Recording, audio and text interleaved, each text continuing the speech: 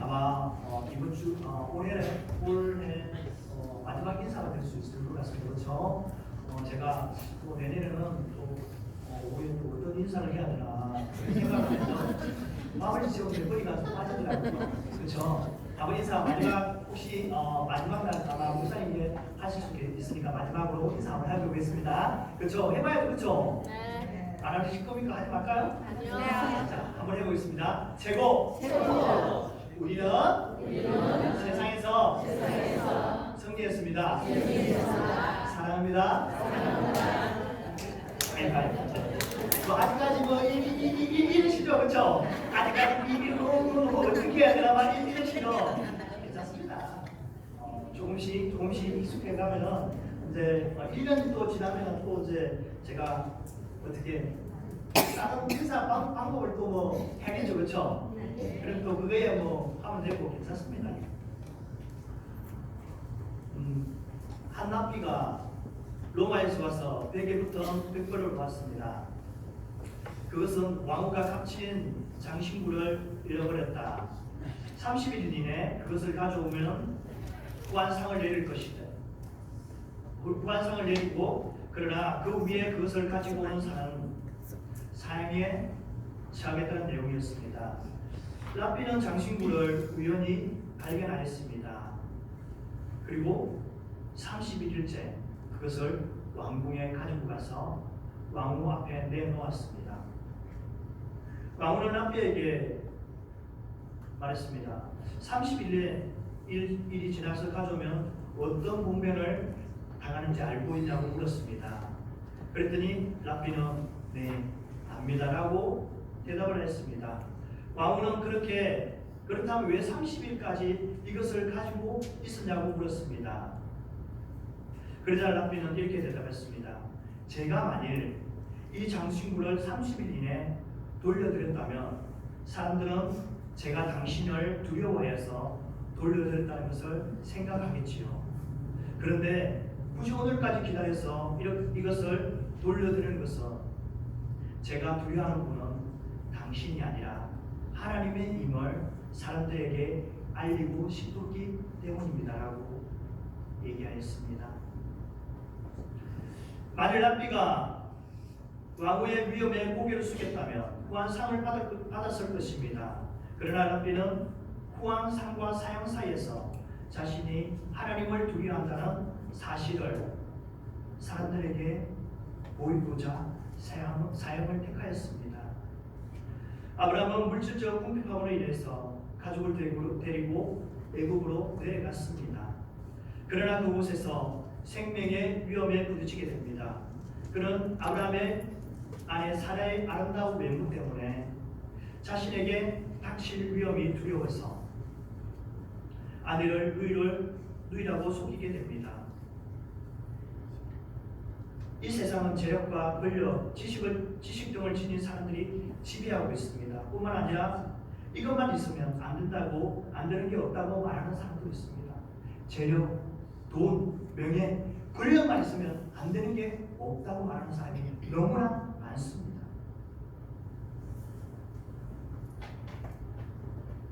어떤 사람들은 자신의 행위와 상관없이 세속적인 힘 앞에 두려움을 가지고 있습니다.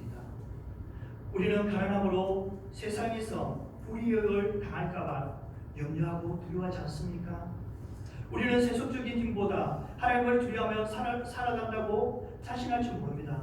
그러나 우리 앞에 힘들고 어려운 문제가 생기면 이 모든 것이 무너지고 맙니다. 교회를 오래 다닌 우리는 작은 죄는 작은 실수점으로 여깁니다. 그러나 행색에 초라한 사람들이 작은 실수를 저지르면 그것을 부풀려서 크게 마치 큰 죄이냐 이렇게 수군거리는 경우가 얼마나 많습니까? 또 사회에서 권력을 지닌 사람에게 그보다 못한 사람들에 비해서 지나친 친절을 베풀고 있지는 않는지 우리는 돌아봐야 할 것입니다. 억울한 일을 당한 사람들의 고소를 들으면서도 침묵이 저선이라고 여기지 않습니까? 하나님께서 우리의 삶의 모든 부분을 지배하고 계심을 믿으시기 바랍니다. 그래서 우리는 하나님을 완전히 신뢰하고 완전히 의지해야 됩니다. 이 세상에서 우리는 무엇을 두려워하며 살아가고 있습니까? 우리의 마음 깊은 곳에서, 우리의 영혼 깊은 곳에서 이 질문을 던지며 또한 우리는 본문으로 들어가고자 합니다. 아브라함은 자신의 아내 사례를 바로의 궁전으로 보냈습니다. 그리고 바로는 아브라함을 후대했습니다. 16절 이에 바로가 그로 말미암아 아브라함을 후대함으로 아브라함이 양과 소와 노비와 암수나귀와 낙대를 얻었다라고 말씀하고 있습니다. 13절에 제가 첫 주에 살펴봤습니다. 13절 안전하다의 히브리어 야타그는 소극적으로는 안전이지만 보다 적극적으로는 후하게 베푼다는 이러한 뜻이 있습니다. 후대한다는 것은 바로가 단순히 아브라함의 목숨을 보호해 주는 것을 뿐만 아니라 사라의 오빠로 알려진 아브라함을 후하게 대접하여서 또한 많은 예물을 주면서 그 후의를 사려는 것을 말씀하고 있습니다. 아브라함을 후대하는 바로는 아브라함의 아내 사례를 자신의 아내로 취한 것으로 것이었습니다. 아브라함은 비굴하게 사례로 하여금 자신의 생명을 지키길 원하였습니다. 결국 아브라함은 사례로 말미암아 자신의 생명을 보존하였지만 자신의 아내는 빼앗기고 말았습니다. 바로는 아브라함의 아내 사례를 자신의 아내로 맞이하기 위해서 최선을 다해서 아브라함에게 잘 보이고 아브라함에 대접하며 또 아브라함에게 후하게 섬겼던 것입니다. 왜냐하면 결혼하신 분들은 아시지 않습니까? 아내 집에 남편분들은 아내 집에 어떻게 합니까? 저도 좀 반대가 심했습니다. 이렇게도 생겼는데도 반대가 좀 심했습니다. 그래서 힘들게 좀 그렇게 결혼했습니다. 그래서 어떻게 해요? 결혼 성장이 딱 끝나자마자 어떻게 하겠습니까? 안 가던 처갓집에 안 가던 것도 막 가는 거예요. 그렇죠? 그러면서 이제 아시는 분은 아시겠지만 저희 처갓집 족보가 조금 저하고 좀 많이 좀 터울이 좀 나거든요. 그래서 좀 이상이 좀 꼬여 있습니다. 그래서 저보다 나이 많은 처남도 있고, 그래서 어떻게 해요? 처갓집 가면은 좀 스묵스묵하잖아요. 또 저하고 동갑인 처남도 있고, 그래서 어떻게 다양한 막대는 겁니다. 그래서 어떻게 결혼하기 위해서 해야 되지 않습니까? 총각으로 살 수가 없잖아요, 그렇죠? 총각으로 살았으면 좋겠습니까? 아니죠? 그래서 결혼했습니다. 아양 들면서 있는 거 없는 거 다 하면서 장모님이 어떡하지? 시장 가야 되는데 제가 가겠습니다 장모님. 그러면서 차도 어떻게 해요? 아파트 앞에 딱 주차하고 그렇죠? 해보고 이렇게 해줬다는 거예요. 네. 근데 딱 보니까 막내라 그런지 몰라도 저희 어머니가 우리 집사람 딱 보면서 이제 결혼 내용을 있지 않습니까? 했는데 또 저희 어머니가 특별히 목걸이하고 반지하고 세트를 하나 딱 더해주더라고요. 그래서 제가 한마디 했습니다. 이놈 땡잡아보다 우리 영수는 이런 것도 없었다. 제가 그렇게 얘기했습니다. 이렇게 바로 아브라함에게 잘 보이고 싶었던 것입니다. 왜냐하면 아내의 오빠이기 때문에 아브라함은 상상할 수 없을 정도로 바로에게 많은 선물을 주었습니다. 그것은 분명 그의 누이를 취하는 대가의 예물이었습니다. 고대 군중에서 신랑이 될 사람이 신부가 될 사람들의 가족에게 결혼의 대가로 예물을 주는 것은 관례였습니다. 바로도 이러한 관례에 따라 족장 아브라함에게 호의를 베풀었던 것입니다. 아브라함은 아내를 누이를 속임으로 자신의 안전을 지키며 부를 획득하며 파렴치한 죄를 범하였을 뿐만 아니라 사라를 통하여서 언약을 자손을 줄 것이라는 하나님의 언약을 불신하는 큰 죄를 범하였습니다. 여기서 우리는 우리의 자신의 죄, 거짓말이 올무가 될 때가 얼마나 많지 모릅니다. 아브라함의 비참한 모습을 이 거짓말을 통해서 볼 수가 있습니다. 이것이 우리의 모습이기도 합니다. 우리도 거짓말이 올무가 되어 많은 어려움과 공경을 겪지 않았습니까? 진실 거짓 못한 은행과 어려움을 순간적으로 모면하기 위해서 선택한 결과 아브라함은 어찌할 수 없는 진퇴양난의 위기에 처했습니다. 이렇게 하지도 못하고 저렇게 하지도 못하는 아브라함은 꼼짝없이 이제는 정말 아내를 빼앗길 수밖에 없는 그러한 상황에 처해 있습니다.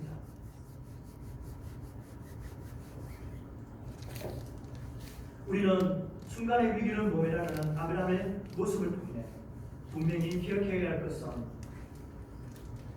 이것은 하나님의 방법이 아니며 하나님을 두려워하지 않는 행동의 모습이라는 것입니다. 아브라함은 자신의 생명을 지키기 위해 아내를 누이라고 말했습니다. 자신 앞에 이러한 위기가 찾아올 줄 알았습니다. 그럼에도 불구하고 그는 아내를 누이로 속였습니다. 근데 이렇게 정말 아내를 빼앗길 정도는 이런 일이 일어날 줄은 아마 이런 것까지는 생각하지 못하였을 것입니다. 그냥 지나가는 사람들이 이쁘다 이렇게 할 줄 알았을 것입니다. 아브라함은 아내를 바로에게 빼앗긴 상황에 처했습니다. 실로 아브라함에게 최고의 위기가 찾아왔습니다. 아내를 판 대가로 많은 대우를 바로에게 받았지만 그것이 얼마나 기쁘겠습니까? 나의 아내를 팔아서 많은 물건을 제가 받았습니다. 제가 기쁘겠습니까? 얼마나 힘들겠습니까? 그렇죠? 아브라함도 많은 재산을 가지고 있었습니다. 거기에다가 자기의 재산과 바로 가져온 재산을 합쳐서 재산이 늘어난들 그것이 기쁘겠습니까? 평생 함께 살아온 아내가 어느 날 자신의 거짓말로 남의 아내가 되어버렸다면 그 마음이 어떻겠습니까? 더군다나 이제는 물을 수도 없습니다. 바로를 상대로 싸울 수도 없습니다. 한낱 작은 족장이 아브라함은 왕성한 왕을 상대로 싸울 수 있는 능력도 안 되고 상대도 되지 않습니다. 이런 상황 앞에서 아브라함은 답답하고 자신이 얼마나 비겁한 행동을 하였는지 알게 되었을 것입니다. 그러나 아브라함은 창세기 12장에서 이러한 결과를 행하였음에도 불구하고 또 창세기 20장에서 또한 이런 일을 또 반복적으로 하는 것을 볼 수 있습니다.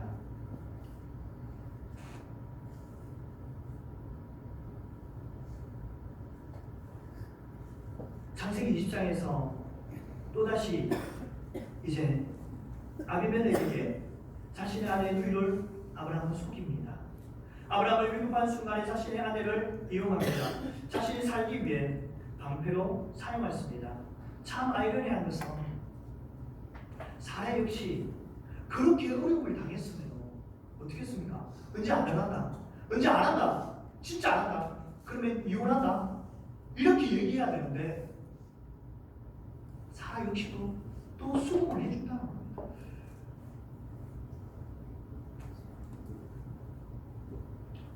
바로 앞에서 엄청난 고난을 당했지만 사라는 그 역시 또 아브라함의 말에 수긍을 합니다. 한마디로 아브라함과 사라는 공동입니다. 사라는 아브라함의 말대로 또다시 거짓말합니다. 결국 거짓말이 거짓을 낳고 또 거짓을 낳는 그러한 경우가 생겼습니다. 이것이 하나님 보시기에 얼마나 크나큰 죄일까요? 19년들을 시작하면서 하나님 앞에 약속한 것들이 있을 것입니다. 우리는 잊어버릴 줄 모릅니다. 하나님께서 약속한 것은 알고 계십니다. 혹시 아브라함처럼 위기의 상황을 모면하기 위해서 거짓말로 약속한 것이라도 우리는 지켜야 합니다. 제가 한번 간증을 했지 않습니까? 제가 우리 딸이 아파서 하나님 살려주시면 제가 뭐든지 하겠습니다. 제가 신학하겠습니다. 정말 딸만 살려주십시오. 저는 위급한 상황이었기 때문에 정말 하나님 앞에 그냥 소원적 기도를 드렸어요. 그러고 나서 딸이 낳았을 때는 이건 없는 거예요. 없어요. 내가 왜 그랬어? 내가 언제 그랬냐고. 하나님 그거는 근데 내가 꿈에서 그런 거죠. 제가 그 기도를 했다니까요. 제가 안 할래요, 하나님. 제가 안 할 거라니까. 근데 결국 제가 하고 있잖아요. 그렇죠? 우리가 위기의 상황에 모면에 있을지라도 하나님 앞에 소원한 게 있다면, 하나님 앞에 약속하고 기도한 게 있다면 갚아야 되는 거예요. 결국은 저처럼 이리 맞고 저리 맞고 요리 맞고 사업도 망하고 혼자 살고 있습니다. 갚아야 돼요.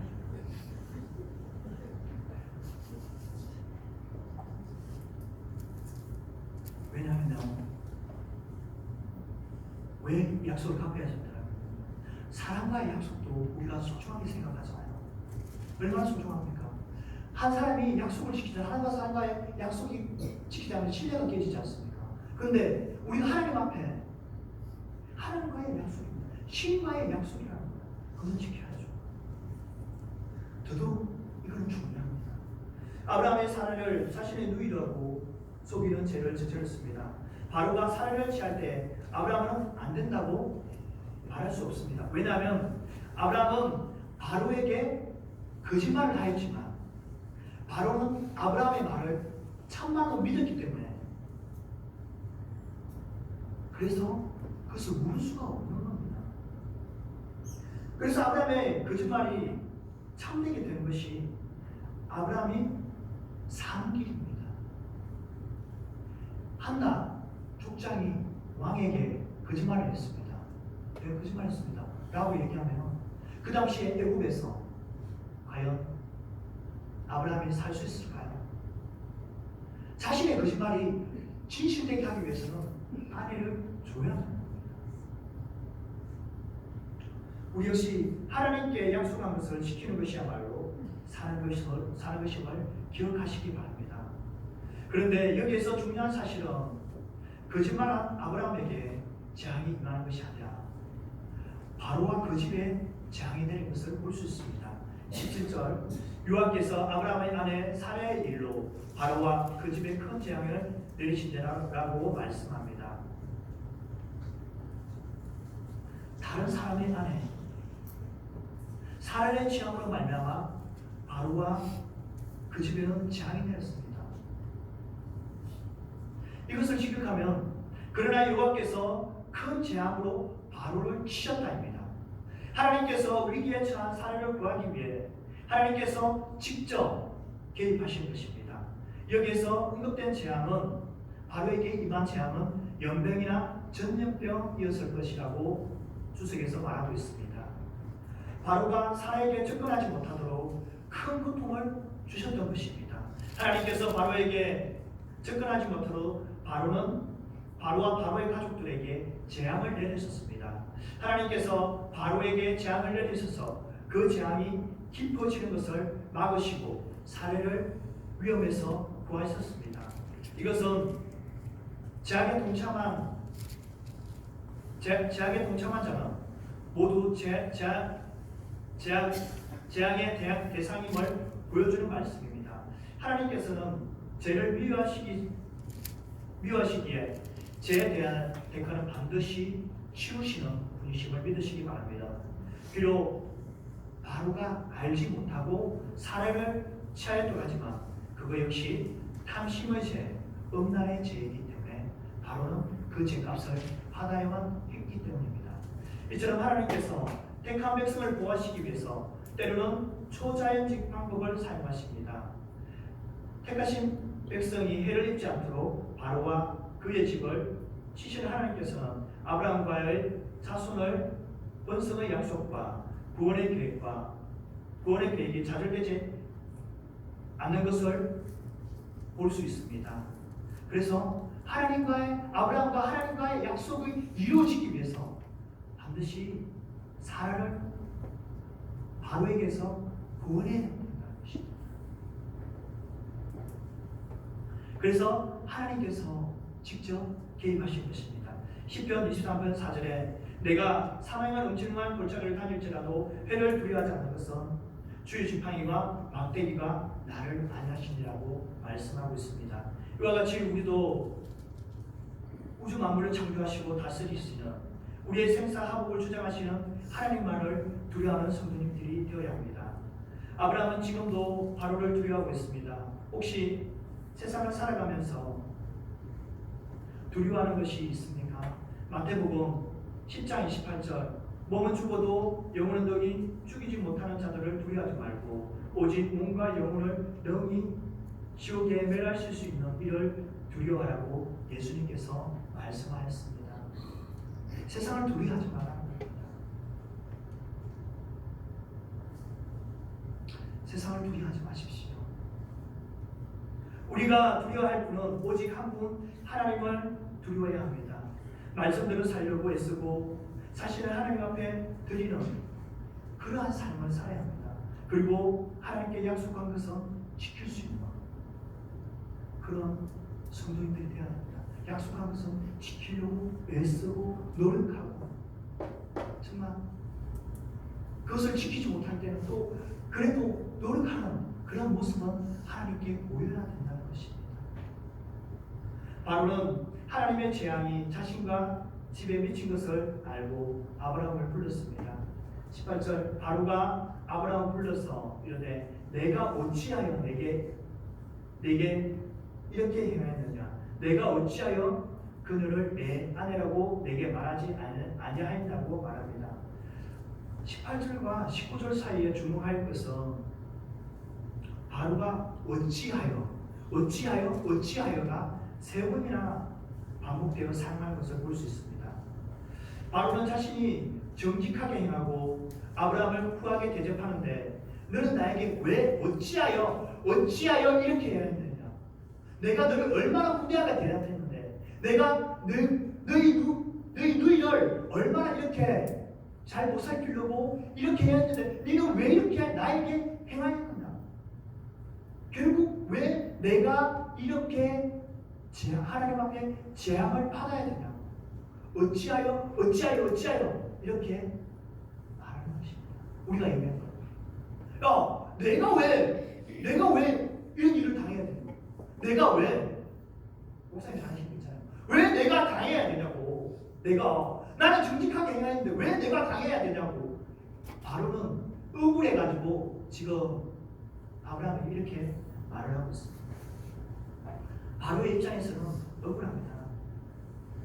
만약 아브라함이 사라를 자신의 아내라고 말했다면 바로는 아무리 아름답고 이쁘다고 할지라도 남편이 있는 유부녀와는 결혼하지 않았을 것입니다.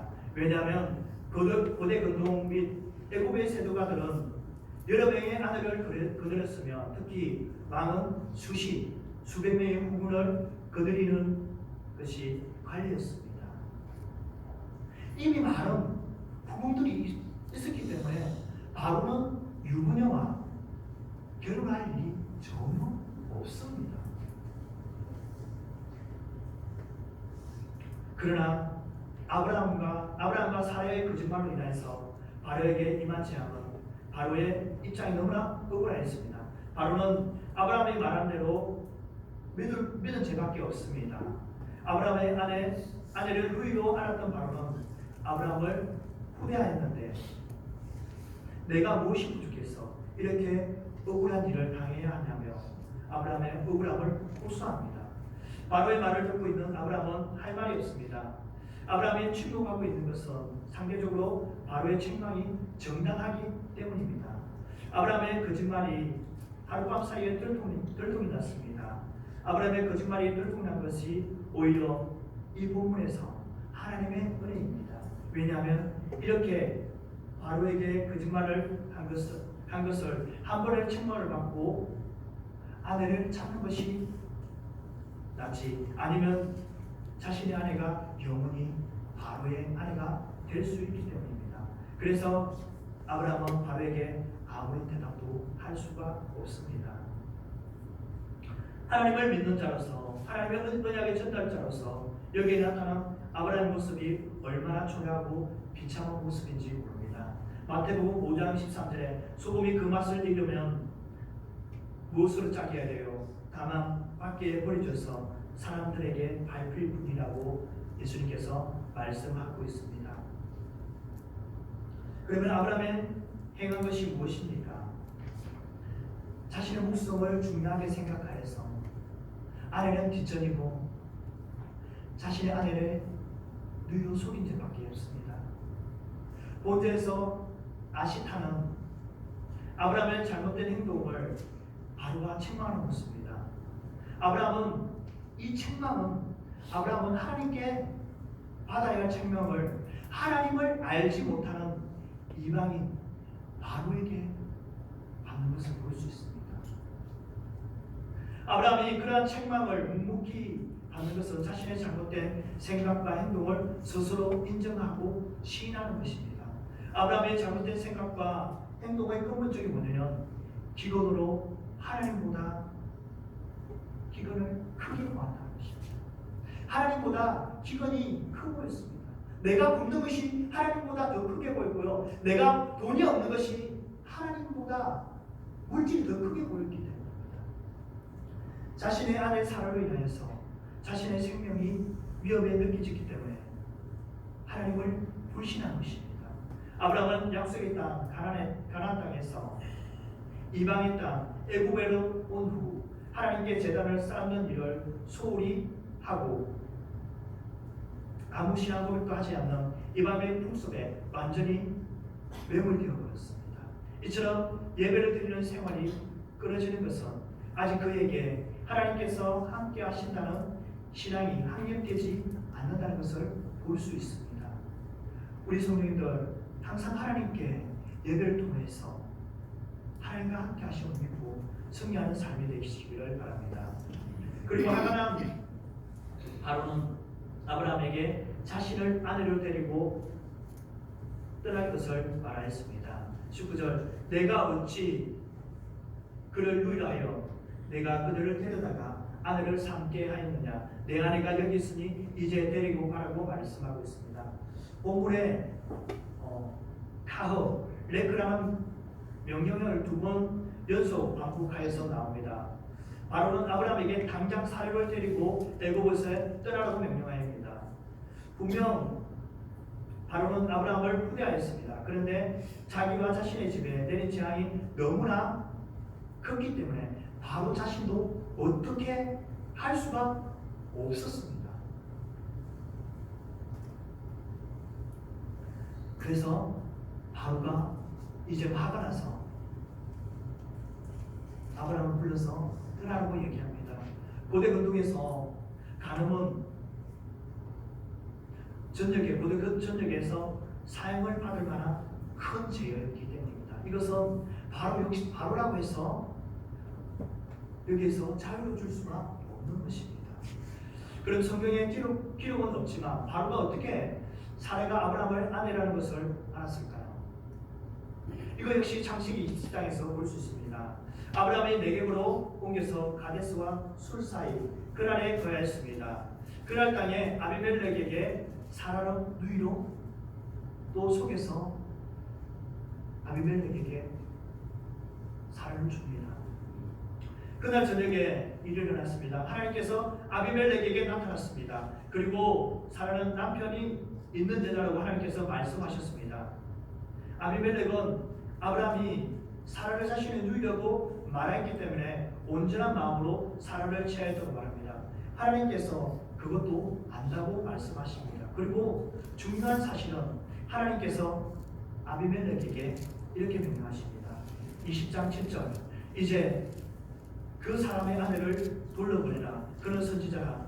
그가 너를 위하여 기도하리니 내가 살려니와 내가 돌려보내지 않으면 너와 내게 속한 자는 다 반드시 죽을지니라고 말씀하고 있습니다.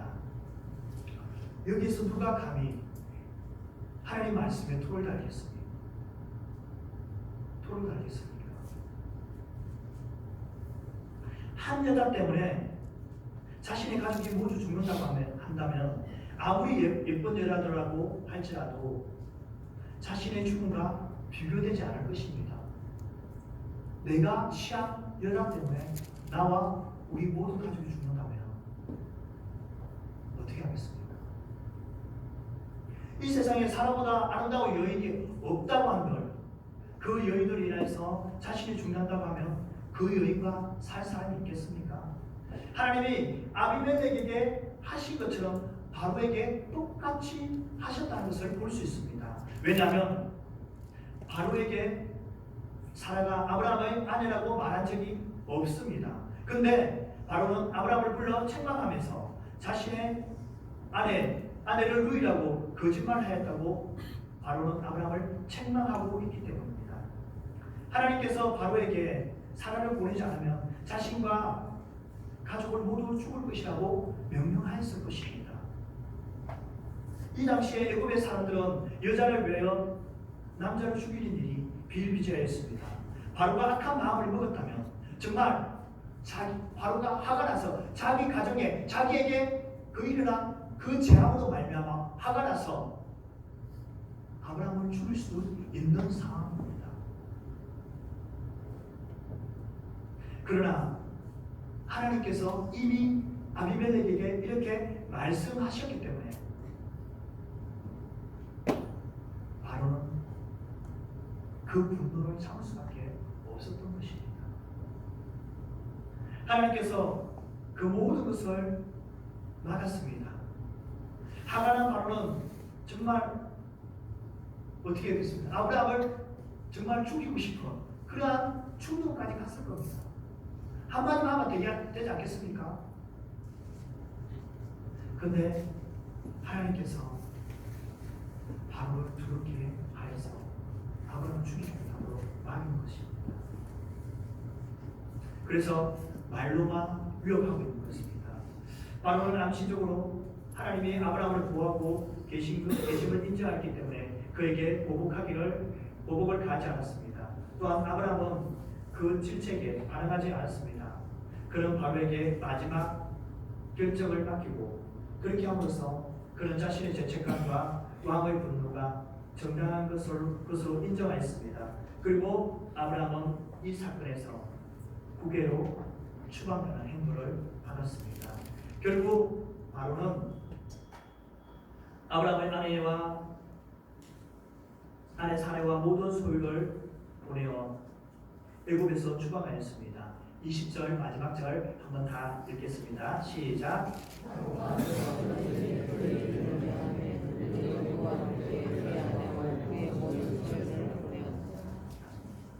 이것을 기억하며 그리고 그들이 그와 그의 아내 그에게 있는 모든 것을 보냈다입니다. 주목할 것은 한글교회 성경으로는 번역되지 있지 않으나 마소라 사본에서는 그를 뜻하는 오토가 분명히 포함되어 있습니다. 바로의 명령을 받고 그 신하들을 보낸 대상에는 아브라함의 아내와 아브라함에게 있는 모든 소유뿐만 아니라 아브라함 그 자신이 포함되어 있었습니다. 더구나 히브리어 원문에는 그 아내와 그 모든 소유를 뜻하는 웨이터 이시토 웨이터 콜 아세르보다 오토가 먼저 언급되어 있다는 것입니다. 바로는 아브라함의 거짓말로 인해서 아브라함의 아내를 취하였고 이 일로 인해 하나님의 징계를 받았습니다. 그럼에도 불구하고 바로는 아브라함에게 책망을 하였고 아브라함과 함께 그의 아내와 그 모든 소유를 돌려보냈습니다. 분명 아브라함이 거짓말을 행하였음에도 바로를 속이는 그 바로는 그에게 죄를 묻지 않고 모든 것을 돌려주었습니다. 아브라함은 바로가 어떻게 그런 간용을 베풀었는지 전혀 이해를 못하였을 것입니다. 그러나 후에 아브라함은 하나님의 간섭이 있었음을 알았을 것입니다. 그러기에 아브라함은 오늘 이 사건을 통해서 하나님의 살아계심을 다시 한번 체험하는 소중한 시간이었을 것입니다. 여기서 그들은 앞선 문에서 바로로부터 아브라함에 관하여 명령을 받은 사람들을 말합니다. 그들은 바로의 명령대로 아브라함과 그의 가족과 그의 모든 소유를 안전하게 국vin까지 보호하여 내보냈습니다. 이렇듯 하나님의 보살핌을 받은 아브라함은 당시에 절대 권력을 가진 애굽의 전제 군주로부터 보호받을 수 있었습니다. 이는 아브라함에 대한 하나님의 사랑이 얼마나 큰지를 잘 보여주는 동시에 언약의 후손을 잉태될 사라에 대한 하나님의 관심이 얼마나 큰지도 보여주고 있는 것입니다. 그러나 아브라함이 애굽으로 내려가서 행한 일을 통해 신앙이 얼마나 비열한 범죄를 저지를 수 있는가를 보여주는 면도 있습니다. 그리고 이러한 신앙의 범죄는 그 자신의 문제로만 끝나는 것이 아니라 이웃에게도 나쁜 영향력을 미친다는 것을 알게 해주는 그러한 사건이었습니다. 그래서 우리는 본문을 통해 믿는 자들은 눈동자같이 보살펴 주시는 하나님의 보호하심에 하나님의 손길을 확인할 수가 있는 것입니다. 사랑하는 성도 여러분, 무엇을 두려워하고 계십니까? 우리는 오직 하나님을 한 분만을 두려워하는 성도들이 되었으면 좋겠습니다. 말씀을 정리하겠습니다. 서두에 한나비에 대해서 말씀을 드렸습니다. 왕과 장신구를 잃어버렸을 때에 그것을 30일 이내에 가져오면 후왕상을 주고 30일 이후에 가져오면 사형에 해당할 것이라고 말했습니다. 그런데 한나비가 우연히 이 장신구를 발견하였습니다. 그는 31일째 그것을 왕에게 내놓았습니다. 랍비는 왜 그랬을까요? 그는 왕보다 하나님을 더 두려워한다는 것을 그 백성들에게 알려주고 싶었던 것입니다. 신앙인은 우리의 실패는 주로 잘못된 판단입니다. 그것은 하나님을 신뢰하지 않고 하나님의 자신의 힘과 깨에 의존할 때에 실패는 항상 따르기 마련입니다. 믿음의 조상 아브라함은 하나님께 부름받은 순간부터 지금까지 철저하게 순종과 겸손으로 일관했으며 그로 인해 복의 권인이 되어 가나안 땅의 약속을 받은 은혜를 누렸습니다. 그러나 불행하게도 그런 물질적인 궁핍과 생명의 위험에 직면하자 지금까지 섬겨오던 하나님을 잠시 멀리하고 다급한 나머지 세속적이며 인간적인 장깨로 위기를 모면하려 애굽에 내려갔습니다. 그의 이러한 노력으로 생명을 보존하기 위해 거짓말을 하게 되었고 바로에게 자신의 아내까지 내어주면서 실패로 돌아가고 오히려 더 극한 위기에 몰렸습니다. 이처럼 하나님을 떠난 인간의 지혜와 노력은 그로 하여금 깊은 허무와 절망을 맛보게 됩니다. 그것은 두려워할 대상을 두려워하지 않고 사람과 세상을 두려워했기 때문에 실패와 절망에 빠질 수밖에 없습니다. 사랑하는 성도 여러분, 여러분은 누구를 두려워하십니까? 집에 돈이 없는 것이 두려우십니까? 사업이 안 되는 것이 두려우십니까? 그것도 아니면 자신이 생각대로 되지 않은 성진이 안 되는 것이 두렵습니까? 무엇 때문에 두려우십니까?